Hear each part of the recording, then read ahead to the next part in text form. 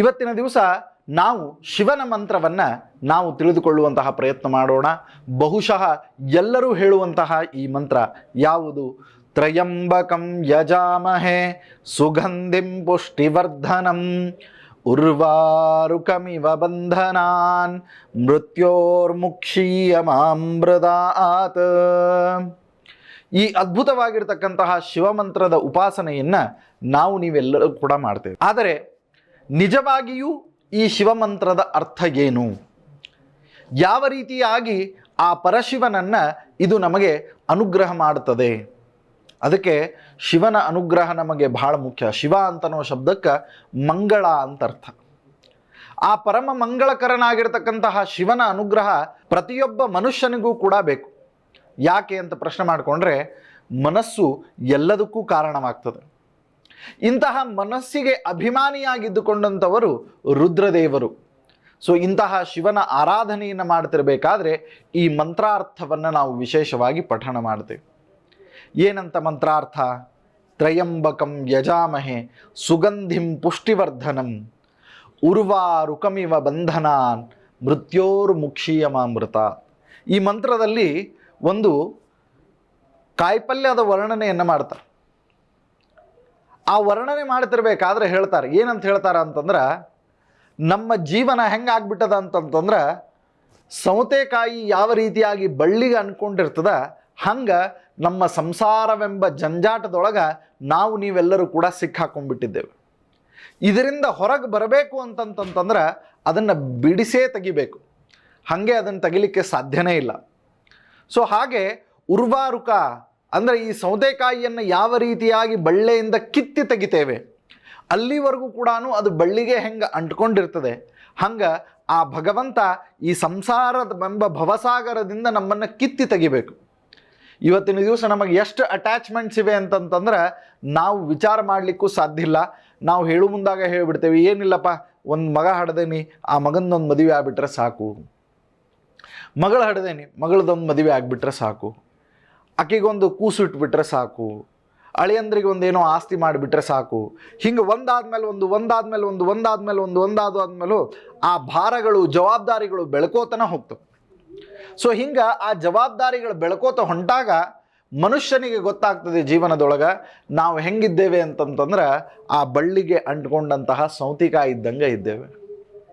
So ಅದಕ್ಕೆ ನಾವು ಪರಮ ಮಂಗಳಕರನಾಗಿರ್ತಕ್ಕಂತಹ ಶಿವನ ಸ್ಮರಣೆಯನ್ನು ಯಾಕೆ ಮಾಡಬೇಕು ಅಂತಂತಂದರೆ, ಆ ಶಿವ ಏನು ಮಾಡ್ತಾನೆ, ನಮ್ಮನ್ನು ಈ ಭವಸಾಗರದಿಂದ ಪಾರು ಮಾಡ್ತಾನೆ. ಉರ್ವಾರುಕಮಿವ ಬಂಧನಾತ್ ಮೃತ್ಯೋರ್ಮುಕ್ಷೀಯಮಾಮೃತಾತ್.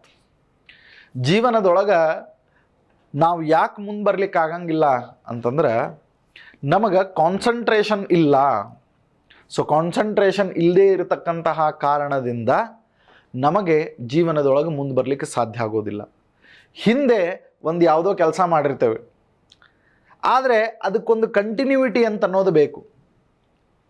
ಯಾವ ರೀತಿಯಾಗಿ ಭೋಜನಾದಿಗಳನ್ನು ನಿತ್ಯ ಮಾಡ್ತೇವೆ, ಯಾವ ರೀತಿಯಾಗಿ ನಮ್ಮ ದೇಹಕ್ಕೆ ಪೋಷಣೆ ಲಾಲನೆಯನ್ನು ನಿತ್ಯ ಮಾಡ್ತೇವೆ, ಹಾಗೆ ನಾವು ಮಾಡುವಂತಹ ಕರ್ಮಗಳ ಒಂದು ಕಂಟಿನ್ಯೂಟಿ ಬೇಕು.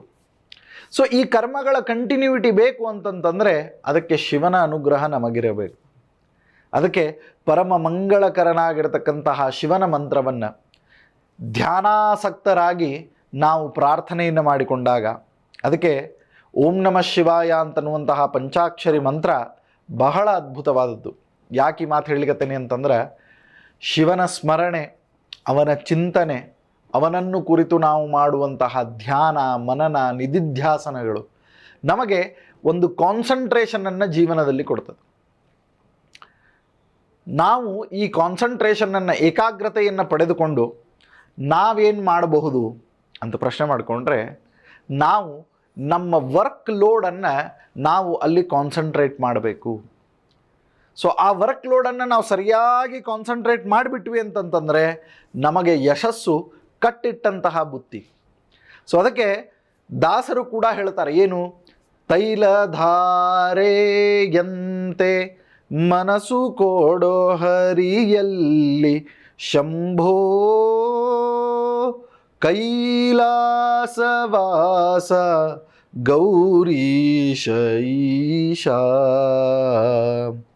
ಆ ಶಿವನಲ್ಲಿ ಪ್ರಾರ್ಥನೆ ಮಾಡ್ತಿರ್ಬೇಕಾದ್ರೆ ಹೇಳ್ತಾರೆ ಏನು, ಕೈಲಾಸವಾಸಿ ಆಗಿರತಕ್ಕಂತಹ ಆ ಶಿವ ನಮಗೆ ಪರಮ ಮಂಗಳವನ್ನು ಉಂಟು ಮಾಡಲಿ.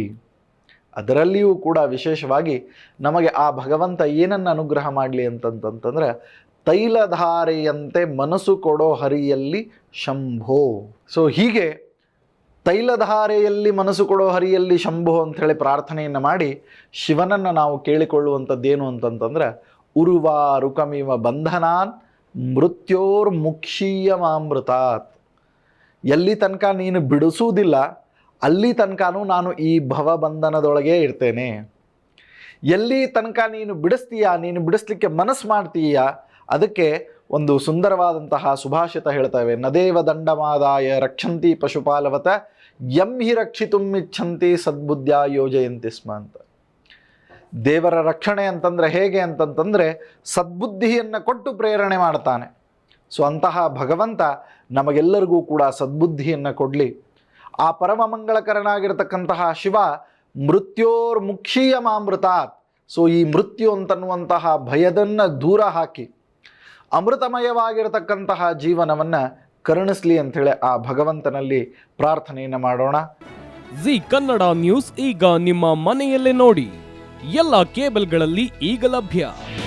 ನಿಮ್ಮ ನೆಚ್ಚಿನ ಜಿ ಕನ್ನಡ ನ್ಯೂಸ್ ಈಗ ಸನ್ ಡೈರೆಕ್ಟ್ ನಲ್ಲಿ number 292, Tata play number 1664, Jio TV number 1334, NXT digital number 30, in cable number 30, city networks 51, U digital number 162, GTPL number 17, Rockline telecommunications number 42, Shri Basaveshwara cable number 168, rural cable network 60, Vinayaka digital 57, Abhishek cable 821, city channel 53, Siddeshwara cable network 57, V4 digital Infotech 628, Surya digital networks 53, Gajanan digital number 836, Malnad Infotech private limited number